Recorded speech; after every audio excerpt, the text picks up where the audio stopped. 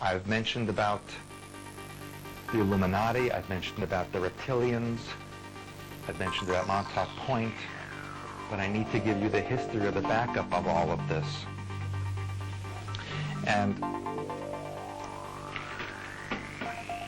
I need to explain to you also about the history of this galaxy, and particularly the solar system, because it's pertinent to what's going on now and will give you an understanding of why the reptilians have the mindset that they do.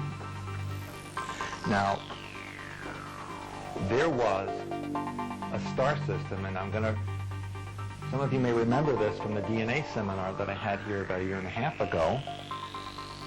There was a star system at the center of this galaxy called Lyrae. You can consider Lyrae to be the home of all human civilization in this galaxy. And I mentioned to you that this civilization was very etheric. They were not really very physical, but borderline physical and non-physical. Now, the Lyrians, you can say, were descendant or the promulgation of what you would term angelic figures. As angelic energy descends into physical reality, it gets into a borderline state that the government refers to as ET level. And to refresh your memory, the government makes a distinction between ET and alien. An alien being is a physical being who resides within this physical universe but is not from the earth. And an ET or extraterrestrial is a borderline physical, non-physical being who comes from another dimensional space-time. Now the reptilians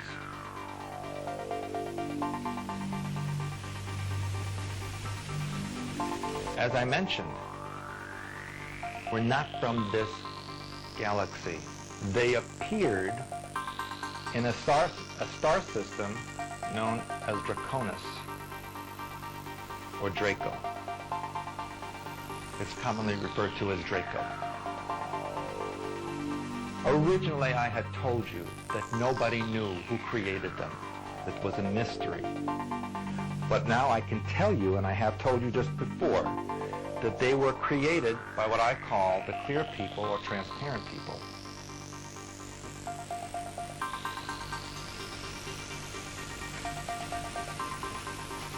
I have to use another pen because this doesn't have much ink in it. These clear people are of the same category as extraterrestrial. They're not physical and not non-physical. They're kind of borderline. They have what I call a hive mentality.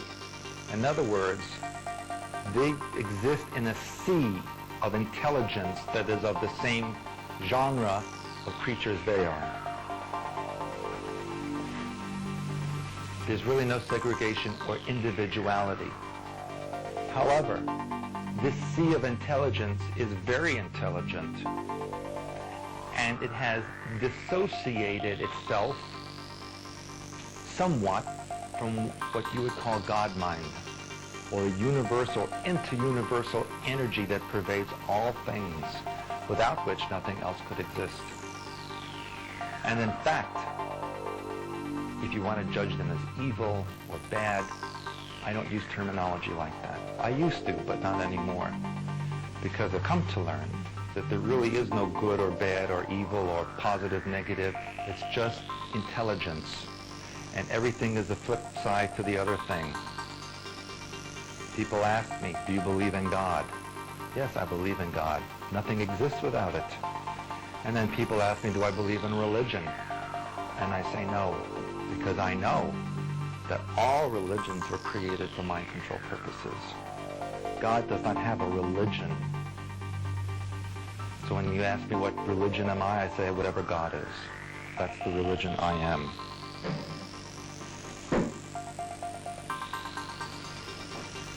I believe, and and I actually know this, but I'll say believe because I can't prove it to you, that these clear or transparent entities created the reptilians in order to destroy the civilization.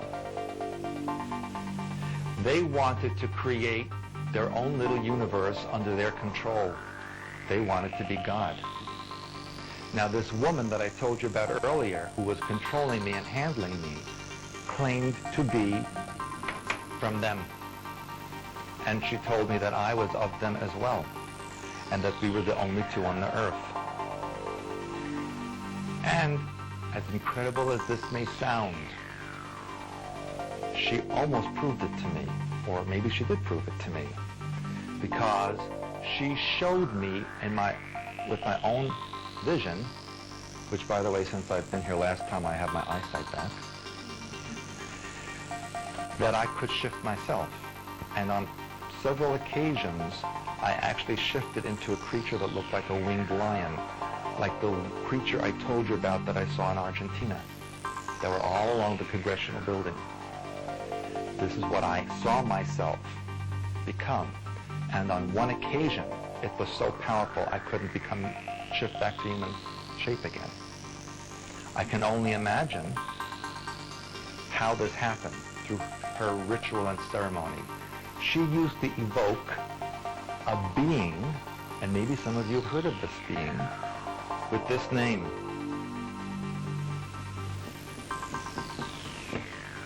Abraxas. Have any of you heard of that before? He's heard of it. If any of you have information on this entity, I'd like to know it. The very first time I did my Illuminati lecture in Los Angeles, before she would let me go onto the stage, she evoked this being and let that being surround me. And I will use red because it's appropriate. When the reptilians attacked Lyrae, it destroyed that civilization. And in fact, I have a very complicated flow chart here. Make it as easy as possible. The remnants of Lyrae spread out through the rest of the solar system, throughout the rest of the galaxy. They colonized such places as Tau Ceti, Procyon, Orion, Aldebaran, the Pleiades, Antares. Most of the known constellations and star systems in this galaxy were colonized by the Lyrians because their home area was destroyed. In this solar system, they colonized the planet Mars and another planet that no longer exists that was called Maldek. Maldek was a relatively large planet that existed between Mars and Jupiter. At that time, the Earth occupied the second orbit around the Sun, and it did not have an atmosphere like it has now. It was completely water-filled, both surface and atmosphere, not breathable. By the way, the Lyrians, when they became physical, had two forms. One was blonde hair, blue eyes, which was the standard form, and the other form was red hair and either blue or green eyes. Now, the red hair person was considered very special and spiritual and also dangerous. They were extremely psychic and able to interact on many levels of communication and dimensionality. And they were very much used for priests and priestesses in the Lyrian civilization. And in fact, they were used for breeding purposes because the genetics was so powerful. And in Montauk, most of the breeders were red-haired women with blue or green eyes. Now, the reptilians have a mindset that's very different than what humanity has. Reptilians believe that they are superior to all others. And as I mentioned at the bookstore last night, one of the reasons is they are androgynous. They have male and female in the same body. And since this is representative of what exists outside of physical reality, where there is no male or female gender, it's just energy, they consider themselves superior for bringing that type of information to physical reality. You'll also note, based on observing creatures on the earth right now, that reptilian forms do not evolve or adapt over eons or millions of years. They basically stay the same. And if there's a change, they just die out. Whereas mammalian forms need to adapt and evolve as there are changes occurring in their environment. So to the reptilian mind pattern, they're superior because they don't need to change or adapt. Therefore, they're completely perfect as they are. That's the mindset. It's not right, it's not wrong, it's just the way they think. And so they go after the Aryan types, or the blonde hair, red hair, blue eyes, green eyes, because the genetics of those people are easily controlled. The mind control over that genetic is very, very easy as compared to other races.